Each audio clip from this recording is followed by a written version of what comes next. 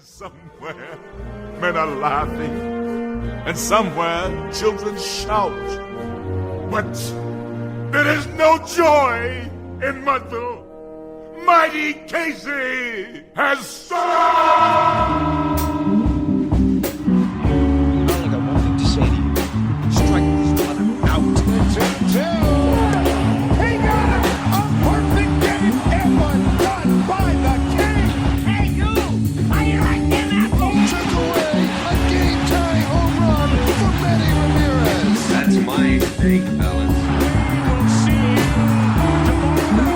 Ladies and gentlemen.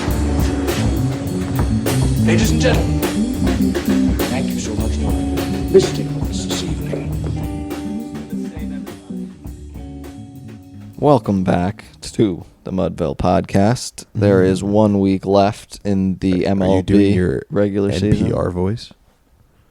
Welcome back to the Mudville podcast. Do you want me to do my NPR voice? Because that is a door that you could very much open if you want to, Brody. We will be discussing the new book from... J. Whitworth Sippenstein. Yes. It he is going to be called discussing Trust. The relations between the... rich children and their parents. Yeah. We think there's some very interesting discourse surrounding that. No, but what we're actually talking about is Yeah, there's 1 drop week us left in Major League Baseball's regular season. We're going to get into that in just a little bit Fair because enough. first, the writer's strike apparently over. Yeah, that's huge news for me. Personally, I'm not in the WGA, but I do tend to try to work in a place that is dependent on there being content to be made. So it is. Don't say content. Well, no, but you know what I mean. It's just there needs to be work, which involves there being I do know what you shows and mean. movies that need to be productionized. I could have said produced, but that feels like different connotations. You get the idea.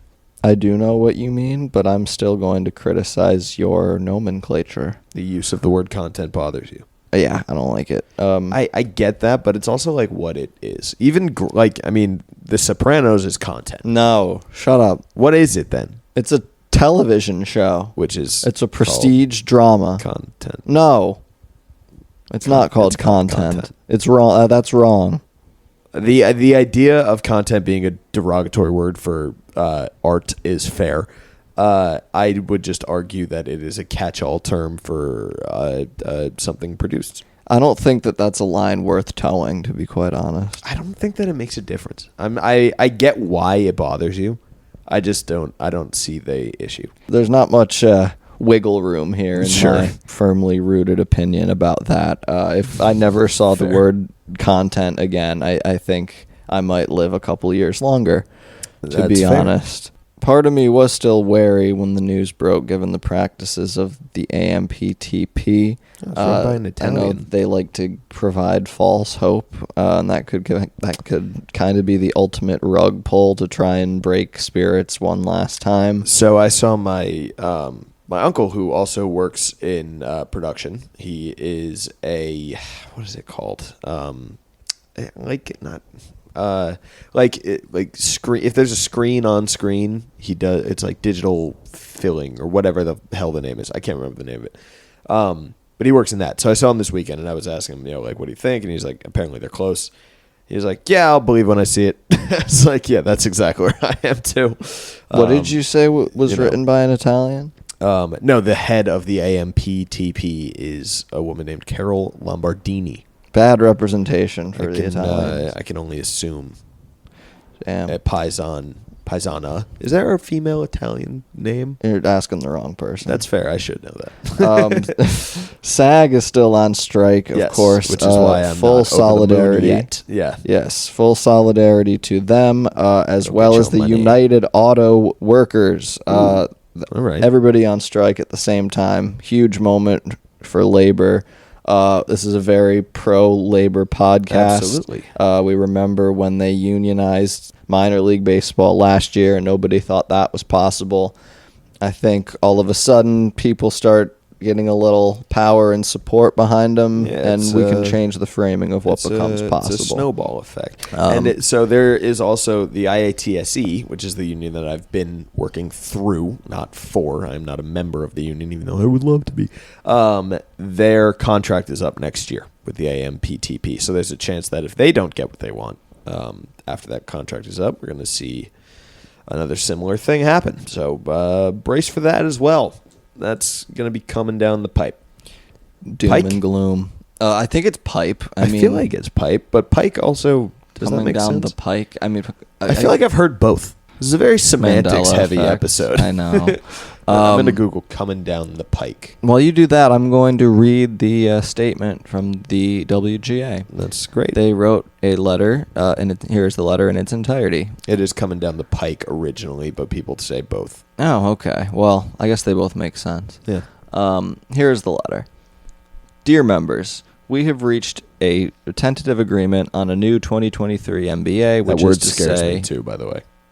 What, tentative? Tentative. Yeah, I know. Everything has been referred to as tentative, which I do not like. Anyway. Which is to say, an agreement in principle on all deal points, subject to drafting final contract language. What we have won in this contract, most particularly everything we have gained since May 2nd, is due to the willingness of this membership to exercise its power, to demonstrate its solidarity, to walk side by side, to endure the pain and uncertainty of the past 146 days. It is the leverage generated by your strike, in support with the extraordinary support of our union siblings, that finally brought the companies back to the table to make a deal. We can say with great pride that this deal is exceptional, with meaningful gains and protections for writers in every sector of the membership. What remains now is for our staff to make sure everything we have agreed to is codified in final contract language, and though we are eager to share the details of what has been achieved with you, we cannot do that until the last I is dotted. To do so would complicate our ability to finish the job. So, as you have been patient with us before, we ask you to be patient again, one last time. Word on the street is I think that they're looking at a 3-year deal, which is, again, a little scary. There's a lot about this which it should be short, I guess, just because things change very quickly, and money is, your compensation can shift, unlike what is fair, very quickly. So I guess 3 years makes sense. It's just all of this. Maybe it's just because I'm relatively new in this industry, but it all sounds very scary in that all of this could happen again. Noticeably, nothing in the statement about AI, which was a huge point of contention. I can't imagine. Again, the details will come out. So, there's a chance it's in there. The fact that there was an agreement made at all, and especially the fact that they're calling it historic and they're saying that they're extremely proud, I can't imagine that they would budge even an inch on the usage of AI. No, absolutely not. They know if they give an inch, it's gone. Everything's gone. It's over. It's certainly one of the first things where my head went, but there are quite a few people out there who are way smarter than me and who have been involved with this from the start, and I have not heard any concerns from them. So at this moment, I will trust that whatever the agreement is, it is not completely dystopian in regards to the usage of artificial intelligence. Yeah, I think there's a lot of reasons to be excited. But again, that being said, it's apparently everything is tentative, and SAG is still striking as well. So, production is not back fully yet. But solidarity to SAG. Exactly. And keep the energy next year when IATSE inevitably goes on strikes as well. So you can expect that too. But a win's a win. So, and then 2 years later, we'll do it all again. Major League Baseball will go on strike, and then that'll be what. Yeah, it's just all. At least with the MLB lockout, I feel like is so. Whenever that happens, it's that the clock on that is a lot more set in stone, and there's a lot more urgency to get that done. Because if people striking for their jobs don't have they could just stay away as long as the production companies can stomach not making new content. Baseball has a clock, that has a year to year.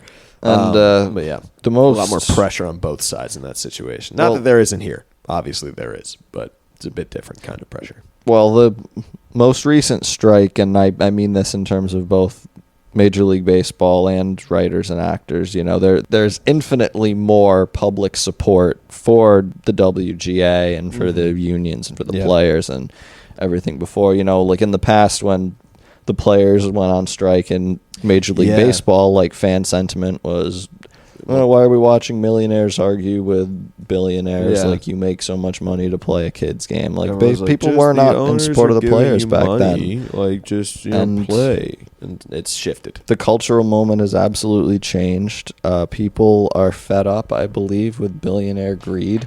And I think it's about goddamn time. Once everything starts seeping into the things that you love, and you start seeing the influence that money has and the ability it has to ruin things that you love, you start feeling a little bit less sympathetic to the people who profit off of that. So it's that's the next thing I think that some of these fat cats are going to realize is that all that they had to really do is stay invisible. Yeah. And as long as people didn't realize that they were the dominant invisible hand controlling everything, they'd be able to continue it forever. But I think they've gotten a little too greedy. They did. And big for I their think britches. They might. Hopefully they might approach the find out stage at a certain point. Yeah, well said. I don't know. We'll see. What's next? I don't know. What else you got? What's on your mind? My Killers of the Flower Moon ticket is secured. As of today. I saw a few ads for that. But yeah, that movie looks amazing. That content's going to be great. God damn it. I am so incredibly excited to see this movie. I got the ticket within like 12 hours of tickets even going on sale. 12 hours. I'm shocked you still got one. I know. Me too. I'm sitting in like, not at the like very, very front, because if it was too close, I wouldn't have bothered. But I'm sitting pretty close to in the like 30th percentile or something. Okay, fair enough. Yeah. But that'll be fun. That was the furthest seat back there was. Yeah, I really can't wait to see a Martin Scorsese picture in a crowded theater full of movie-loving folk. It's going to be fun. That movie looks great. My brother read the book. He said he's very excited. I've been debating recently whether I should read the book in the next month before I see the movie. On the October 19th is the exact day. I think I probably should do it. I've given it as a Christmas gift in the past. Sure. And I've seen it all around, of course, and I've heard only incredible things. And, any any book that Martin Scorsese adapts is sure to be fascinating. Yeah. And I know that the author David Gran just recently put out another book called The Wager, about mutiny on a wrecked ship, I believe, that Scorsese would also like to adapt with Leonardo DiCaprio, as is per rumor. If that happens, we might be in another half decade or so of Scorsese domination over American cinema. And Sure. I, for one, would not complain about that. I had a really great experience with The Irishman when that one came out in theaters back in late 2019. That was the semester that I was in Los Angeles, and I saw it at the, I think, Paris theater at like its premiere, because it was a Netflix release, so it didn't have a huge like theatrical. Most people saw it over Thanksgiving with like their families, or just complained about the length or whatever. Right. But I saw all those it, like episode. Some ideas, people how to split it up. Somebody make it a short series. Organized a graphic of how to split up the Irishman into 4 like episodic parts. Which I guess if you want to do that is fine. Like to be fair, man, I wouldn't. Thing is long. Yeah, like I wouldn't recommend that. I think I'm not as hostile towards that idea as some people are. I do think, if you pace yourself and you knock out some time and you pee before or whatever, I do think you can do it all in one go. Like, of course you can, but because I did when it was in theaters, and it's in contention for the greatest movie going experience of my life. Not knowing what I was getting into, not being close to as familiar with Martin Scorsese's career as I am now. The Like, same people who would complain about the runtime are the same ones who could sit down and watch like 4 episodes of Game of Thrones in a row without even like moving. Absolutely. So, like, you just don't even think about it. I can just binge an entire season of WandaVision or Sure. whatever. Yeah. But 3-hour movie. No, Right. I could go on about that for a while. Yeah. But- it is interesting. That's got to be a psychological thing, right? Because like, how is it that people have no issue? Maybe because it has stopping points built in that you're choosing to ignore, whereas like a movie is like, beginning to end, you're locked in for X amount of hours. Yeah, I don't mean, what we're really talking about is kind of the reason for why I prefer film as a medium to television. Like, I think it's a better tool for storytelling, and both in a literary and in a visual sense. And also the episodic nature of TV incentivizes its creators to cliffhangers like or whatever. lengthen, to drag everything out, and then it just becomes... But it can also leave you some room to breathe. Like, I will say... Oh, certainly. It certainly can. And that's why I think people are able to watch more of that than to sit down and watch a 3-hour movie. Yeah, I think that's that explains it. It's kind of like downtime, maybe, if that's what you want to call it, that TV usually offers. Like, I will say good TV is really, really good. Yeah, of course. Like, hot take. amazing Good TV is criticism good. there. I think it opens the door to manipulation, and it can very easily become not worth the audience's time, I think. Right. Like, have you ever watched Lost? I have. Okay. Yeah, I mean, it was like 10 years ago at this point. Sure. But, I loved watched it when I watched it. I watched it sophomore year of college, which I think is 6 years ago. Yeah. That's That's crazy. insane. So, yeah, I guess actually that kind of makes sense because, man, for those who don't know, we became friends because of Gary Sanchez, essentially, doing what he was doing when he came up. That was freshman year, so it was right after that. Yeah, that was during his incredibly hot August 2016. That Yeah. was when we moved into September, our August, freshman year of September. college. Yeah. And yeah, Gary Sanchez just started going on a tear. Yep. And yeah. But anyway, the point being was that show, I went into it thinking like, I loved the whole, like the hook was so strong. Sure. And then eventually, like that show is good now when you are able to just binge it. But I get why everyone was so pissed, because if I had to wait week after week after week after week for literally, 25 weeks per season or something, because it was 20 something episodes. I think the first year? 3 or 4 seasons are like super long, and then the last ones were like a little bit shorter. Yeah, but I that could feels be right. wrong. That was a long time ago. I would be infuriated, but being able to just go episode to episode, it was a good watch. But I'm that with show that, yeah. absolutely was like circling the fucking drain for a minute there. At the Well, end. once you leave the island and then go back to the island, you Yeah. kind of lose the conceit of we're being stranded, and then now we're just kind of here. they leaned into the magic aspect a little too hard. And Yeah. it was why it had the same issue that the Pirates of the Caribbean series had, which is like they didn't understand. I think that people did not necessarily like it for the weird supernatural aspects, but they liked the fun island adventure pirate romp that Pirates of the Caribbean was. And Lost was the exact same thing, but then they leaned in too hard on the supernatural stuff. I haven't seen. I've only seen the first Pirates movie, but The go other ones off. the second and third one are worth watching. They're fun. Cool. Speaking of long run times, but those movies are fine. They're good. Yeah. They're entertaining. Number one example that I can think of for a TV show that was so good and then just absolutely flatlined is The Walking Dead.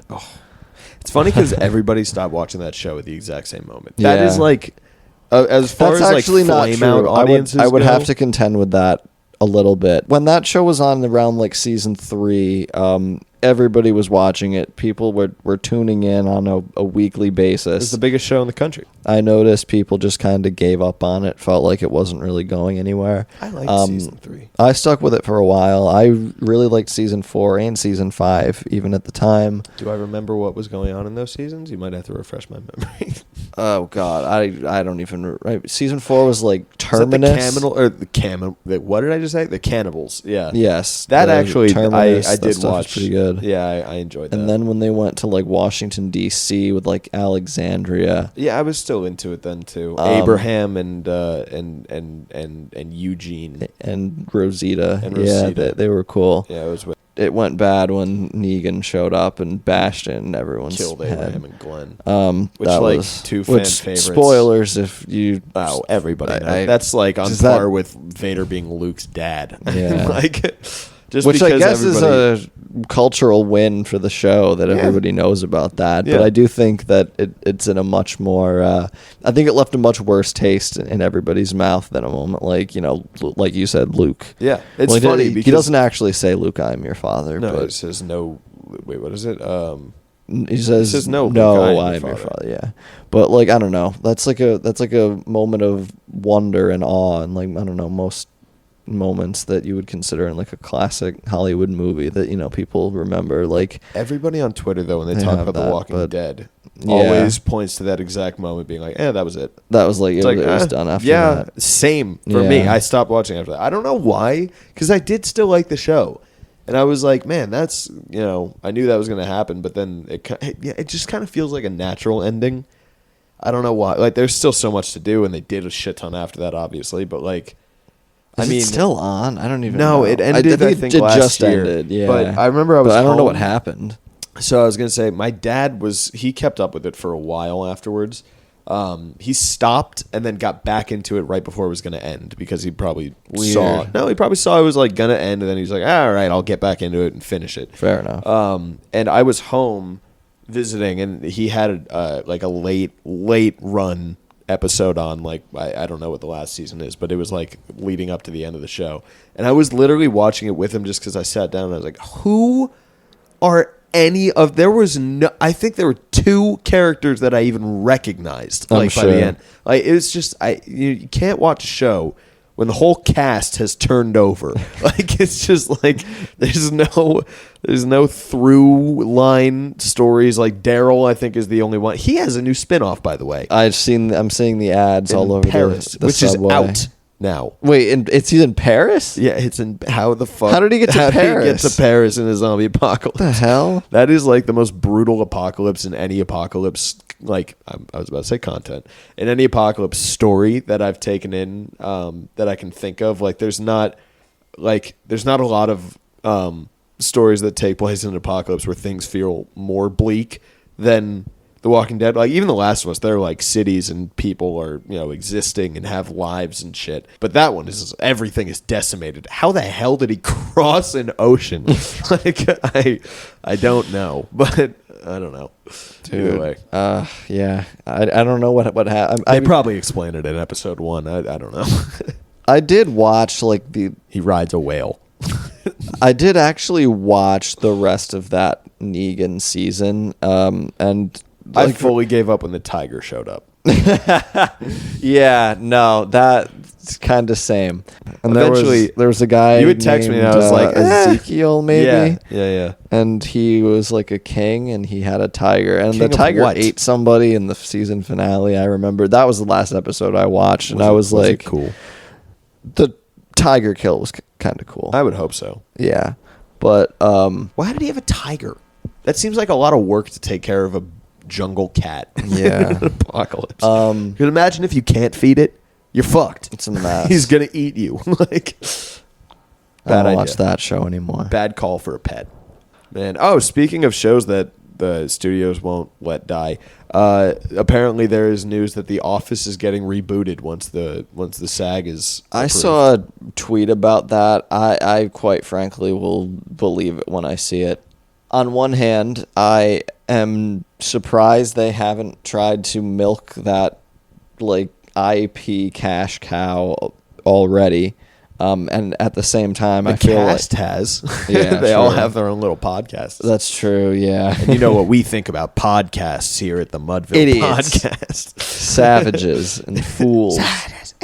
Never do that. Yeah. Never degrade myself Just like starting that. a podcast. How dare they? Disgusting. Awful. Anyway, You do have a point. It's surprising that this is the first the first real attempt to bring it back to at least network TV. Try to squeeze any other dollars they can out of it. If they have any of the original cast, it's going to be expensive. Like, that show is going to be up against it to make them any money. Like, I don't know how they're going to do that. It's very true. So, like we said to open the episode, most of the division races are all wrapped up at this point. The Braves and the Dodgers, of course, have clinched their respective divisions. Mm-hmm. In the week since we last recorded, the Milwaukee Brewers have also clinched the NL Central. The Twins clinched the AL Central quite a while ago. That division is it's amazing. A mess. That's so bad. And the Orioles have a strong lead over the Tampa Bay Rays with just a few games left. They're at 2.5 right now. Yes. I don't think that they should be able to relinquish. I think looks very good for Baltimore, especially with all of Tampa Bay's injuries. Yep. Now, the AL West is where it gets pretty spicy because we have the Rangers at 87 and 68. Yeah, can I real quick? How the hell did the Astros bungle this so hard? It's amazing. The teams that they have allowed to beat them. They just got swept by Kansas City. Man. Can't let that happen in late September. No. I mean, look, if you had a 40-game lead on your division, sure, who cares? They were barely holding on to the top spot in that division. You get swept by the Royals. Terrible. I don't know how that happens. Truly. Yeah, like I was saying, the Rangers... Pathetic. 87 and 68, the Astros at 85 and 71, and the Mariners at 84 and 71. The latter two teams there kick off a series against each other tonight. And this is especially noteworthy because the Toronto Blue Jays also have 87 wins and, statistically speaking, will very likely make the playoffs over one of those teams. At the time of recording, the Astros have a 60% chance to make the playoffs, and the Mariners have a 45% chance. Barring a drastic Toronto drop-off, it'll be between those two teams for the final playoff spot. So tonight's series is about as electric as regular season baseball should get. Now, the AL West is nowhere near in the bag because, and this is about to get a little bit confusing, so dear listener, bear with me. While the Rangers do have a 3-game lead and an upcoming series against the Los Angeles Angels, they have a 2.5-game lead. Sorry, 3-game lead over one team, 2.5 over the other. Yeah, they do end the season against the Seattle Mariners. After this must-watch Astros-Mariners series, Houston will finish their season in Arizona, and then, of course, Seattle goes to play Texas. Toronto gets a very beat-up Tampa Bay Rays team to end the year and are currently in what should be a cakewalk matchup against our very own New York Yankees. So, without a doubt, that is the race to watch. But, of course, also you can't be sleeping on the National League wild card. Philadelphia's got that first spot locked up, but the next two spots are still up for grabs as the Arizona Diamondbacks and the Chicago Cubs are tied at 82 and 74. The Marlins are only 1 game back and the Reds 2.5. The Padres and Giants do have a fractional chance. Both of their elimination numbers at the time of recording is 2, so they should be out by the time you even listen to this podcast. But I should note that they do still have a mathematical chance. Both 5 games out as we speak. Arizona finishes their season against the White Sox and Astros. The Cubs play the Braves and the Brewers. Oof. The Marlins play the Mets and the Pirates. So Pittsburgh has a chance to really play spoiler here in this last week. There's 2 ways to look at that. That, and also the Marlins have a pretty good chance to rattle off some wins. It could happen. They really could sneak in. I mean, I don't know that I'm kind of rooting against them at this point, honestly, and the only reason for that is that Sandy Alcantara has forearm tightness, and they just put Yuri Perez on the IL. Oof. And those are really the only players that I would enjoy watching on that team. You don't want to see a Luis Arraez playoff run? Only if he goes like 14 for 20 is the only way that he could might go really be exciting. Yeah, exactly. Or he might so go hey, over 20. if the Marlins rattle something off, more power to them. But right now, of these teams, I do think that their current active, healthy roster is the least exciting. Pittsburgh, like we said, they can really play spoiler. Not that they really have much incentive to do so. And Cincinnati wraps up against Cleveland and St. Louis. So what I'm hearing mainly through all of this is right now, I would want to be the Mariners more than almost any other team in the wild card hunt because it is right there. Go take it. If you want it, go get it. It's like it is so right in front of you. The Mariners have their opponents directly in front of them. You're absolutely right. If they win these games, they should make the playoffs. Whereas some of those National League teams will have to be scoreboard watching along with their own games. The AL wild card is also interesting because right now it is the one seed is technically I think the Rays, right? No, it's Baltimore. Sorry, I mean like the four, like the one in the wild card. Oh, okay. Like the yes, first wild card yes, team yes. is the Rays. Second is the Blue Jays. So all of this squabbling is for the third wild card spot because the AL East Well, we is assume still that top that heavy, even Toronto, without the heavy punchers that you expected. Like we said though, the Rays have clinched. Toronto still could have a drastic drop off. Like if they drop 2 of 3 to the Yankees and then they lose those next few games, like that could still happen. Yeah. I don't think you can really put Tampa and Toronto in the same spot yet, but if the standings wrap up in the same spot as they are now, then absolutely. Right now, it looks like everybody is fighting over the third wild card spot with the Blue Jays having it locked in. But again, you're right. There's still a week of games. So yeah, you're right. Week left. There's a chance some tomfoolery to knock them out of that spot. But some shenanigans. I think because of the wild card matchups, how they kind of altered that bracket a little bit. Right. There's just going to be some uncertainty there until we're actually in the divisional series. Yeah, fair enough. But anyway, I was saying this is definitely shaping up to be one of the most interesting last 2 weeks-ish of the season. Potentially multiple all-time finishes. Yeah, that I can remember. Last year, if you remember, we had that crazy graph that was like how we get to a 163. Yes. Which was nuts. That was really fun. That was like the American League wild card was shaping up to be insane. But this is both leagues, to be honest with you. Every single spot is kind of, there's still some jostling to be done. Absolutely.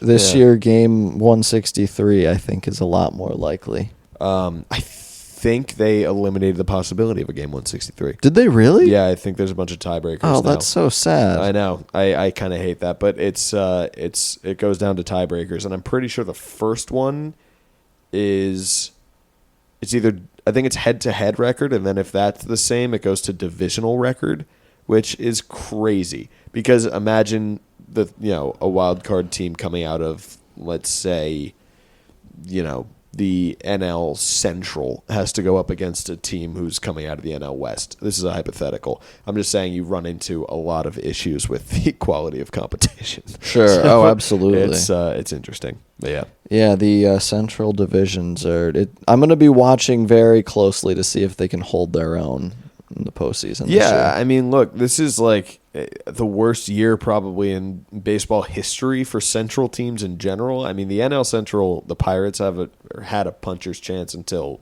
recently to get in, so that should tell you there's a beat up Pirates team. All of the teams were either hot and cold or just non-competitive in the Central divisions, and hopefully that changes, or else there's going to have to be some restructuring. Yeah, which I don't want. So I'm rooting for the Central teams. Go make a statement. I'd like the way that baseball's organized. I don't want it to change. I'm good with it. I mean, I would like to see a few expansion teams, I think, moving forward, because I think just the crop of talent is becoming so much larger, right? That it's going to be warranted. Yeah, I think going to 32 is inevitable. I'm pretty sure. I think 36. Are you being serious, or Yeah. is that you want to go to 36 teams? Yeah. That's crazy. I could send you a couple articles Are about there people it. saying 36? Yeah, I mean, Wow. like, it's the league will definitely get bigger. Where would you put them? I feel like the NBA would get bigger before anything else. Only there's Just like 15 off the top, slots where in would the I NBA. put teams? And there's no minor leagues. Nashville, maybe Yeah. Portland. Yeah, You might put one in Vancouver, Northwest. back in There's not that many people Montreal. out there. There could be a team in. Also, how many do you want in Canada? Being like that could be Yeah, an issue. no, I know. I But mean, I think they Montreal, wanna- Nashville makes sense. They think they have dreams of expanding into Europe at some point, but that Definitely. might be kind of a pipe dream for now. I think the NFL does that first, if anything, because there's only 16 games. Can't have 80 games a year in England. Like, that's hard. But My official prediction is in 5 years we have 4 more teams, and they are in Montreal, Nashville, Portland, and Saudi Arabia. okay, I would say Nashville makes sense to me. I feel like we're gonna end up with like a Louisville, like something like down in like that area of the country where there's no professional sports teams at all. Right. Except for like the Memphis Grizzlies, like that's kind of it. Yeah. Like, there's not a lot down there. There is a reason for that. It's it's mostly because people down there are poor, so there's no money for stuff like this. But which is why there's no teams in like Mississippi. Oh, Nashville is such a solid bet. Nashville, maybe like in Omaha. Nah, I don't know about Omaha. I don't know, man. What about in Oklahoma City? I don't know. I I could see that. What about in New Mexico? Could be interesting. Mexico City, just the elevation is, I think, would be a problem. Oh, Vegas. Well, Vegas. forgot about Vegas. They're already moving a team to Vegas. Kind of a given, I guess. But yeah, Vegas. Oakland. Put another team in Put Oakland. a team That's back in right. Oakland. Montreal, too. I think Montreal would do well. Yeah. Because Seattle, I think they're saying, is going to be the number one city on the list for NBA expansion. Just Of because course, they're Supersonics. yeah. So that's going to be interesting. All right, so I think we're set then. Nashville, Montreal. Maybe if Oakland gets a team back, that would be fun. Okay, Nashville, Montreal, Oakland, and Saudi Arabia. Yeah, There we I go. think that's fair. For Dubai. The Crown Prince is going Or to you know sign what? Wander Franco. Just put the Nippon Giants in. Yeah, sure, why not? The IL East. Did you watch any movies this week? Did I? No, but I have been watching a lot of. I know we don't cover TV as we Well, that's mentioned. okay. We can talk about it. But been watching a lot of Only Murders in the Building, which is the Steve Martin Short, Selena Gomez vehicle. Sure. Mystery vehicle. Mystery machine. That show is fantastic. I've been really enjoying it. Girlfriend and I have been obsessed for close to 2 weeks, I would Nice. say. And it's not like, it's like, it's a mystery that is well done to I also just I'm a sucker for a mystery. Like it's keeping you guessing so much, and then it's so good at twisting at the last second to the point that now we're in the 3rd season. We keep on the thing that we've been saying more than anything else is that's what they want us to think it is. So it's definitely not them. Like it's we've been getting our sleuth mode on. It's been really Sure. fun. That show has Nice. been more fun than a lot of other mysteries I've watched recently. At trying to figure out who it is, or what it is. No, who it is, but it's been fun. Gotta love a good whodunit. Yeah, and it's well done, and it has like a little bit of a Barry energy to it, but like a New York Barry that's a little bit lighter. Like Barry's very heavy and dark and shit, Sure. and this is a bit more flippant about the fact that people keep dying around these people. Yeah. but it's fun. Which Barry was in its first 2 seasons. Yes, exactly, and Okay. then less so. Yeah, But much it's, less so. God. It works though. It's really good, and I mean Martin Short and Steve Martin are like gems, and Selena Gomez does a good job. She's very fun. Cool. Good character, good actor, good comedic timing with the olds. I was in new Hollywood auteur mode this week. Nice. I started off kind of unintentionally, it just sort of happened, but I started with a couple of Brian De Palma movies that I had not seen. The first was 1987's The Untouchables. Oh, how was that? I thought he salvaged a dog shit David Mamet script that was honestly laughably fascist. Yeah, Like, sure. You like don't the like whole Mamet? the whole thing is like Kevin Costner, of course, is Elliot Ness, the cop trying to get Al Capone in the era of Prohibition. Right. But the Sean Connery character is just such an absurd concept. It's like for a supporting protagonist, it's basically like this is the most corrupt and violent cop on the planet, and like Does nobody talk about it, or like? well, and just everything he says is about how like Italians are the devil and is like Oh, he's Irish right. nationalist.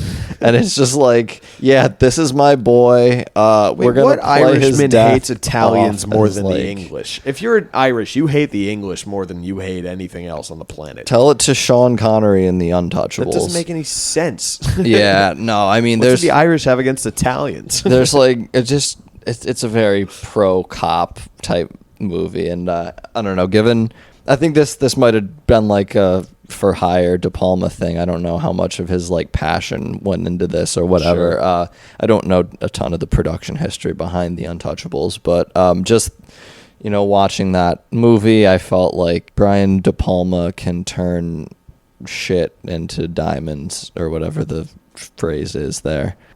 Coal into diamonds? Maybe, yeah. Sure, I don't Is that know. what you're going for? Maybe. I guess that works. Honestly, I have no idea. But then after that, I also watched The Fury from 1978, and then I watched Steven Spielberg's Duel from Right. 1971, which was a lot of fun. I really enjoyed that. That it was just a compulsively watchable movie. Like I turned it on for a second, expecting to pause it for a second and come back, and then I just kind of watched the entire thing. Of course. I was at a family function this weekend, and I told my brother that you had been... Well, I was saying how impressed I was because I walked into the room, saw what you were watching, and laid down a guess of 1973, to which you Yes. responded 1971. It was very close. And that was not based on anything other than what it looked like. So I was like, not bad. Purely Looked very early aesthetic 70s. based. Yeah. It was a good guess. And then I was like, so, I was just telling him the fact that I was able to do that. And he was like, oh, what was he watching? I was like, I don't remember. It was something. And I texted you. I said, what were you watching? You told me Duel. I said, right, that's right, Duel. And Morgan, my brother, was like, oh, I've seen Duel. I was like, why have you seen Duel? And he was like, tell Nolan that I saw Duel even though he won't believe me. I texted you back, and you wrote back, I totally believe him. That's a very Morgan core movie. His favorite movie is about what if there was a bus that couldn't slow down. He thinks I wouldn't believe he's seen the movie about what if a big truck wanted to kill you. Which, for those of you who know my brother, he was on the podcast in episode 2, I believe. He'll We be had him back. and he will.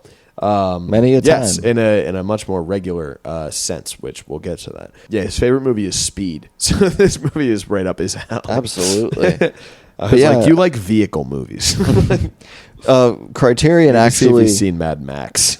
I should point him to this. Criterion actually just uploaded a collection recently of 70s road movies with like I don't know, Duel was a part of it, and there's a bunch of others on there too. Was The Road in there or no? I'm not sure, honestly. I don't think that's that kind of movie, to be I honest. don't think so. And then after Duel, I wrapped it up with Paul Schrader's Hardcore from 1979, which is another movie I had not seen, despite being a huge fan of Paul Schrader.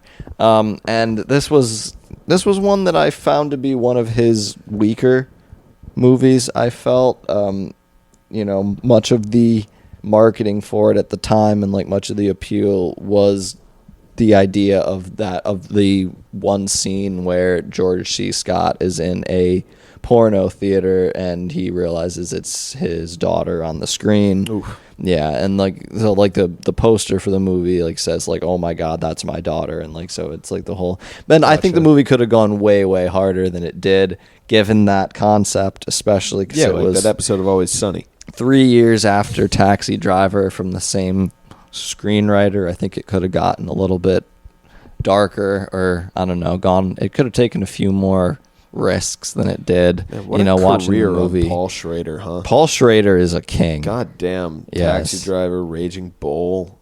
Man, First Reformed. Mm-hmm.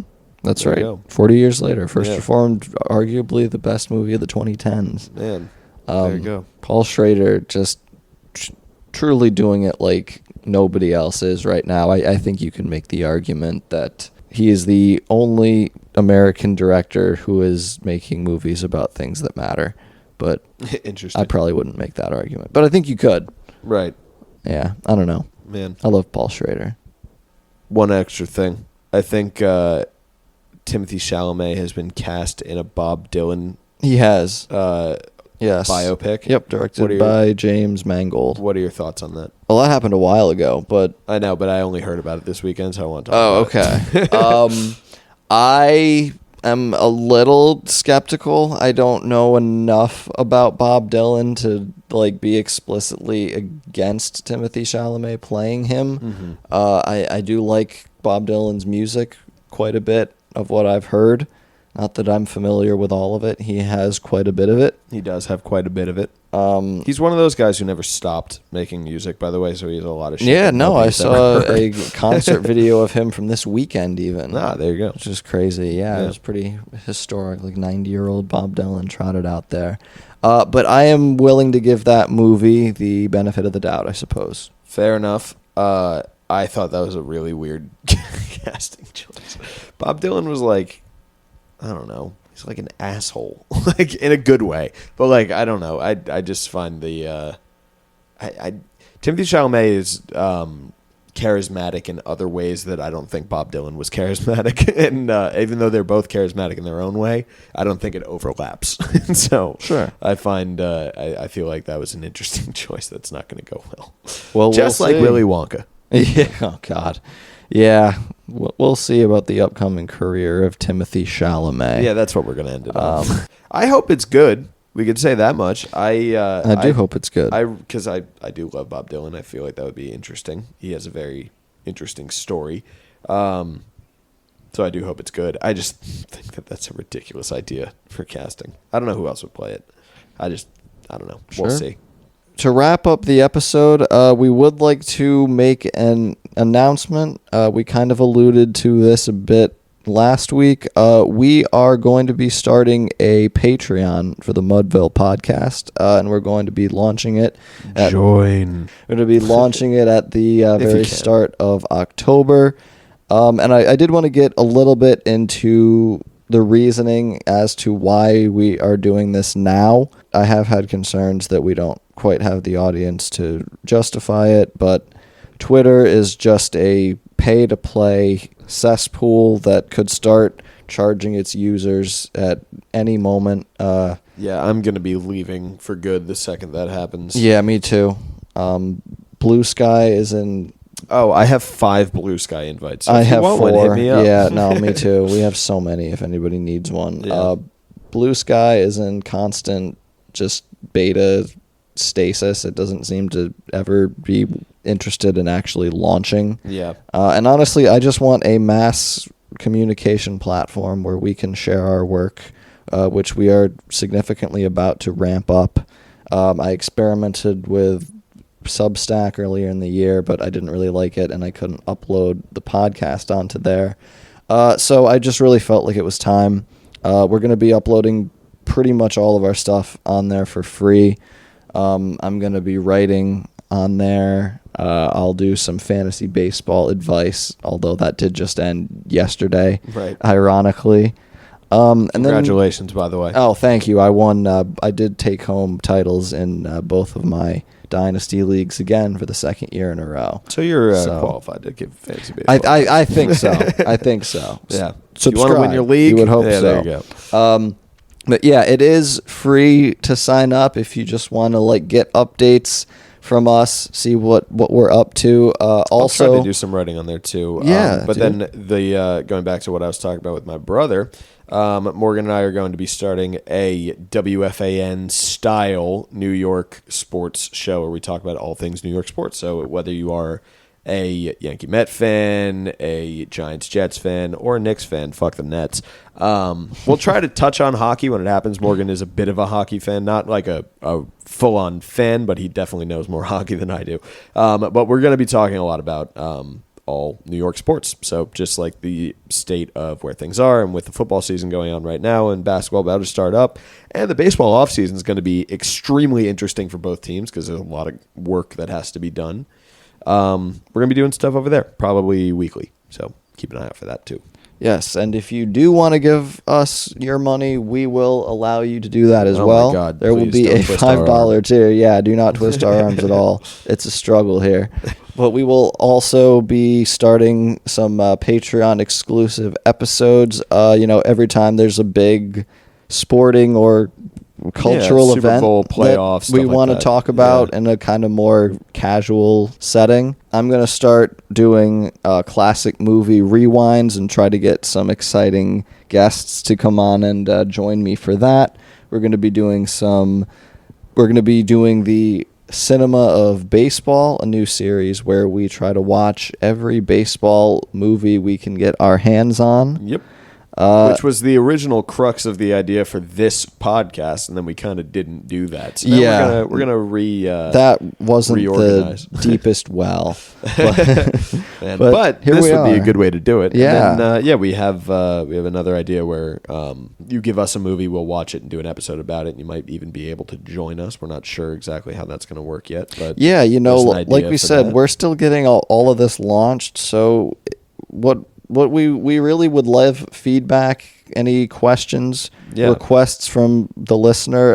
If you sign up for this, you really will help shape the future of the show and what it looks like. We're planning on keeping it around for a while. Yeah. It's, if you want to be a part of that, reach out, let us know. So if what we've just described appeals to you, please check it out. We're going to be launched, and you don't have to pay a dime if you don't want to. Yeah. So Also, we already have the URL, so don't try to snake it. yeah, we got ahead of you on that one. Yeah. Any potential thieves. Yeah. But I think that's going to do it for us this week. Yeah. Either way, keep an eye out for all the new stuff that's coming, because hopefully it's going to be pretty soon, and we know it's going to be good. So I will link it all below in the description. Yeah. Thank you for the patience. I know we were a little bit late here, but we do have another episode in the bag this week that's going to be a bit of a preview for what we're going to be doing on Patreon. Yep. That's So, going to be fun. Keep an eye out for that, we will too. see you very, very soon. But until then, thank you very much for tuning in, Mudballs. We will catch y'all on the flip.